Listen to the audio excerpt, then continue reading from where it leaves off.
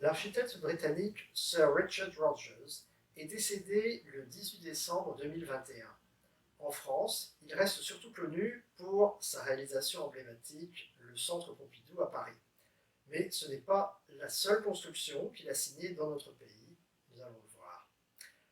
Richard Rogers était né en 1933 à Florence, et il était d'ailleurs au départ de nationalité italienne, ses parents étant, pour le père, le descendant d'immigrés anglais installés en Italie, et pour sa mère, descendant d'une famille de Trieste. En 1938, alors qu'il n'a que 5 ans, ses parents décident de quitter l'Italie, de fuir le régime de Mussolini et la menace imminente de la Seconde Guerre mondiale, pour aller s'établir en Angleterre, à Londres.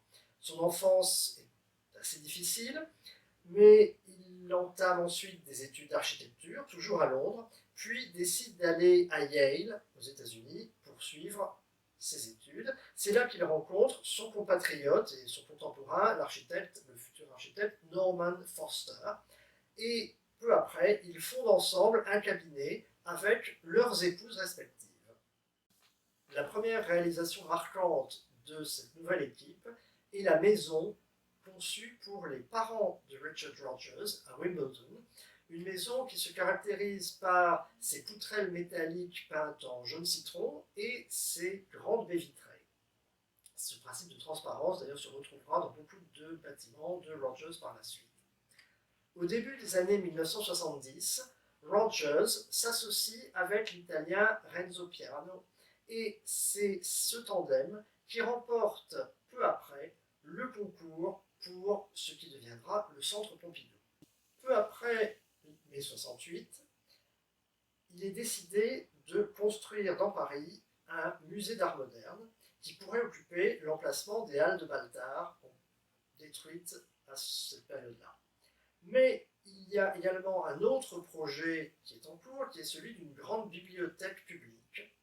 Et finalement, un autre espace que celui des Halles se révèle possible, qui est l'îlot insalubre numéro 1, qui occupe exactement la partie de Paris qui est actuellement celle du Centre Pompidou. Cet îlot ayant été rasé pour y installer un parking, c'est là qu'on va finalement décider de construire un bâtiment qui combinera les deux fonctions, musée national d'art moderne et bibliothèque publique. Mais c'est donc le projet de Rogers et Piano qui est distingué et remarqué parmi les quelques 680 projets soumis au concours. Projet qui se différencie des autres, notamment parce qu'il décide de ne pas occuper tout l'espace au sol, mais seulement la moitié. Et ce projet de piazza, de grand espace laissé libre sur la parcelle, est un des aspects qui a été décisif pour le choix du vainqueur. Autre caractéristique, le bâtiment proposé par cette toute jeune équipe d'architectes encore relativement inconnue, c'est l'idée de mettre à l'extérieur tout ce qu'on cache généralement à l'intérieur.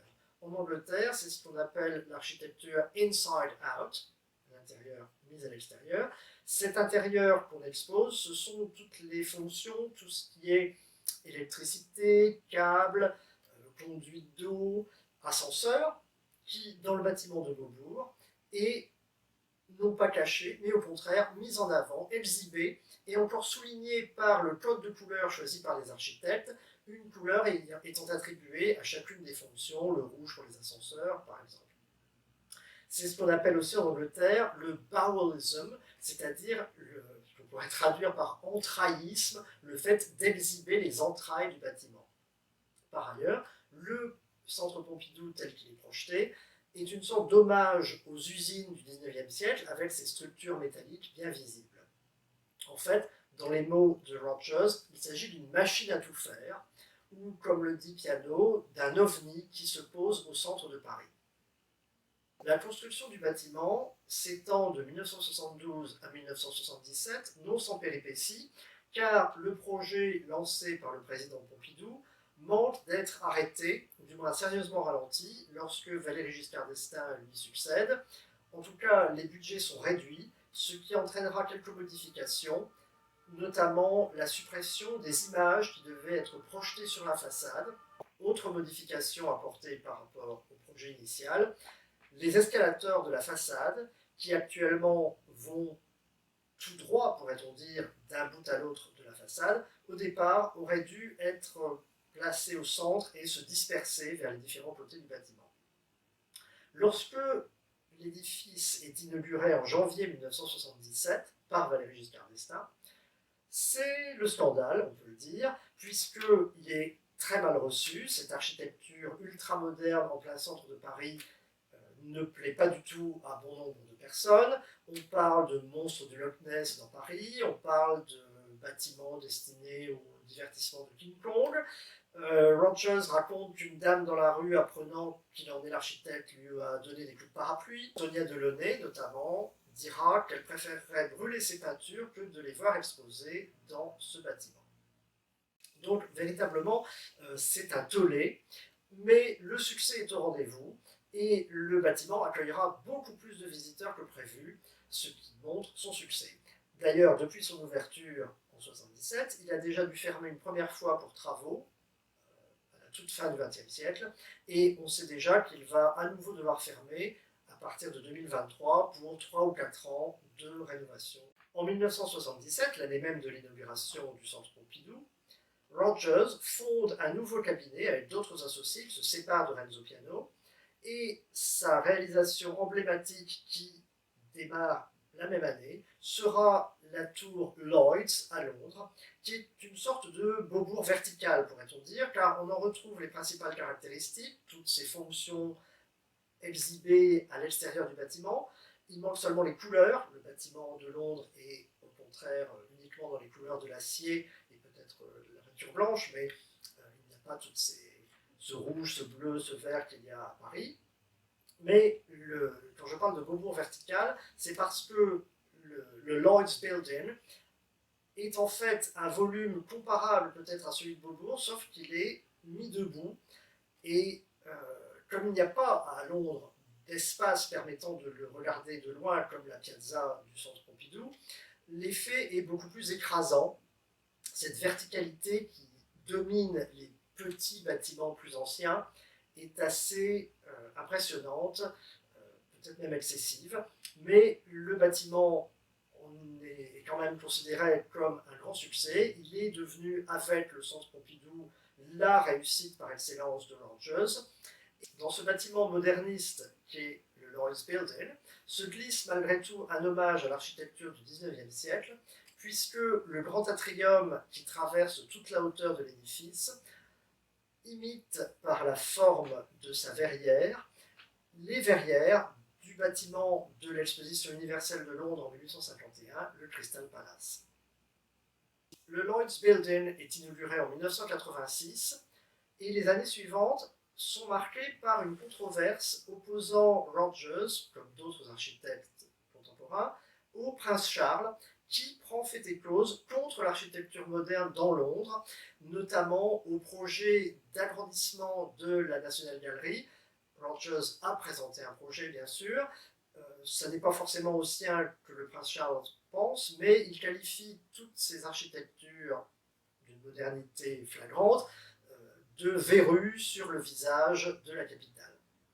C'est peut-être malgré tout l'hostilité du prince Charles qui vaudra à Rogers plusieurs échecs dans un certain nombre de projets auxquels il participe, mais qui ne sont pas couronnés de succès. Heureusement, Richard Rogers est aussi l'ami du maire de Londres au début du XXIe siècle, Ken Livingstone, et grâce à cette amitié, il sera associé notamment à la réflexion sur ce que doit être l'avenir de la capitale britannique.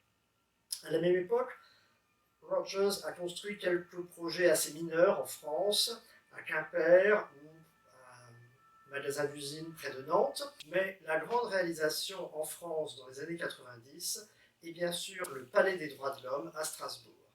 Le bâtiment doit abriter la Cour européenne des droits de l'homme. L'essentiel est donc constitué de salles d'audience. 2 grandes salles sont réunies par un hall lui aussi circulaire, et surtout le bâtiment se compose d'une grande quantité de bureaux, d'espaces de bureaux qui se trouvent à l'arrière.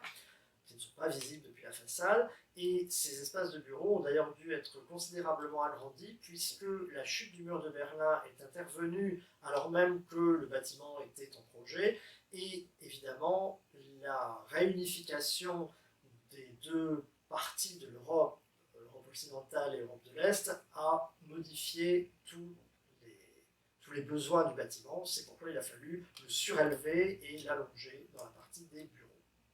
Mais peut-être plus encore que ce palais des droits de l'homme à Strasbourg, un bâtiment qui marque véritablement un tournant dans la carrière de Rogers est le palais de justice de Bordeaux.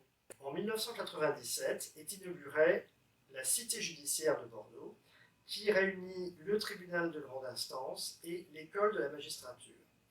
S'il y a nouveauté dans ce bâtiment, ce n'est pas tant du côté des espaces de bureaux qui sont tout à fait visibles grâce à un mur de verre, donc on retrouve là cette idée de transparence chère à Rogers, mais plutôt les 7 salles d'audience qui sont en forme de ruches, de cônes, qui donc qui ont une silhouette très caractéristique et surtout qui marquent une rupture parce que pour la première fois, alors que jusque-là Rogers n'utilisait que le métal, le verre, le béton, ces 7 ruches, ces 7 cônes sont recouverts de bois, matériaux jusque-là inutilisés par Rogers. Et le choix du bois reflète à la fois un désir de s'inscrire dans la réalité de la région bordelaise. Les parties en bois ont été réalisées avec l'aide d'artisans tonneliers, mais aussi le choix du bois montre chez Rogers une nouvelle conscience de la nécessité de protéger l'environnement et de mieux s'inscrire dans la réalité environnante. En 1991, Richard Rogers a été anobli par la reine d'Angleterre. Il devient Lord Rogers of Riverside et il siège à la Chambre des Lords en tant que travailliste. On peut quand même s'interroger sur le décalage entre son engagement à gauche, en faveur notamment d'un logement accessible à tous, et la réalité des bâtiments qu'il construit, qui sont souvent destinés à des propriétaires privés et dont la réalisation coûte très cher. En 1999, Rogers réalise le Dôme du Millénaire à Londres. Toujours à Londres, il réalisera en 2014 un bâtiment tout à fait proche du Lloyd's Building et qui en viendra à dominer la silhouette de la capitale britannique, un bâtiment qui est vite surnommé la râpe à fromage, the cheese grater, à cause de sa forme censément évocatrice. C'est aussi l'époque où Rogers dessine toute une série d'aéroports, d'abord en France, à Marignane, ensuite de manière beaucoup plus ambitieuse, à Madrid, à Londres, Heathrow, et en Chine également. En 2007, Richard Rogers remporte le Pritzker Prize, l'équivalent du Nobel pour les architectes, dit-on. En 2008-2009, il est associé en France à la consultation pour le Grand Paris, pour déterminer quelles seront les directives qui régiront le raccord entre Paris intramuros et les banlieues environnantes. C'est à nouveau en France que Richard Rogers revient pour construire son dernier édifice, le dernier qu'il a pu mener à bien, qui est en fait une galerie d'art dans le vignoble de Château-Lacoste. Et cette galerie a 2 particularités. D'une part, le fait d'être une sorte de structure métallique peinte en orange vif, ce qui nous rappelle les couleurs de Beaubourg, mais surtout, ce bâtiment est construit en porte-à-faux au-dessus du parc naturel du Luberon, ce qui fait que le visiteur, à mesure qu'il s'avance dans la galerie, lorsqu'il s'approche de l'ultime vitre du bâtiment, se croit totalement suspendu dans le vide. Voilà le bâtiment grâce auquel Rogers, peu avant sa mort, aura bouclé la boucle entre le musée d'art moderne du Centre Pompidou, qui reste malgré tout sa référence aux yeux de beaucoup de gens, et cette galerie, toujours en France, ce qui permet d'inscrire Richard Rogers dans nos rencontres franco-britanniques.